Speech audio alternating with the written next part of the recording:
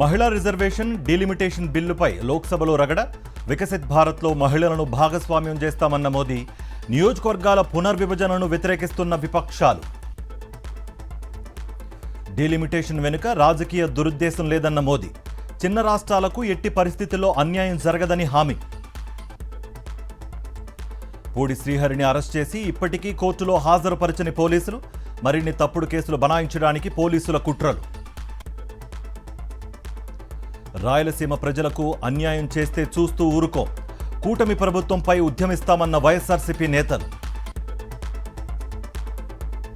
Bhadrachalam area ఆసుపత్రిలో శిశువు మృతి.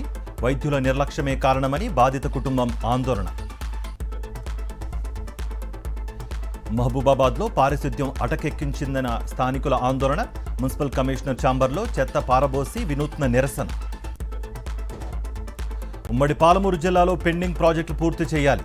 తెలంగాణ ప్రభుత్వానికి పెండింగ్ ప్రాజెక్టుల సాధన జేఏసీ డిమాండ్.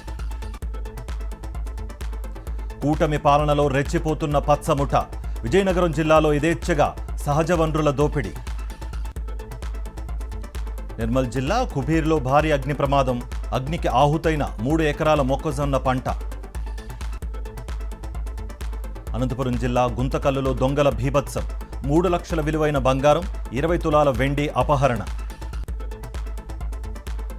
పాక్లో లష్కరే వ్యవస్థాపక సభ్యుడు ఆమిర్ హమేజాపై కాల్పులు. గుర్తు తెలియని వ్యక్తుల కాల్పుల్లో ఆమిర్కు తీవ్ర గాయాలు. ఆసుపత్రిలో చికిత్స. హర్మూజ్ జలసంధిపై ఆధిపత్యం కోసం ప్రయత్నించొద్దు. అమెరికాకు ఇరాన్ స్ట్రాంగ్ వార్నింగ్.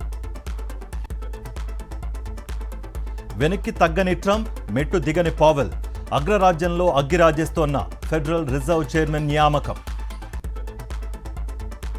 స్వల్ప నష్టాల ముగిసిన స్టాక్ మార్కెట్స్. సెన్సెక్స్ 122, నిఫ్టీ 34 పాయింట్లు loss. Mumbai Indians versus Punjab Kings. Wankhede మీదుగా 7 గంటల 30 నిమిషాలకు మ్యాచ్.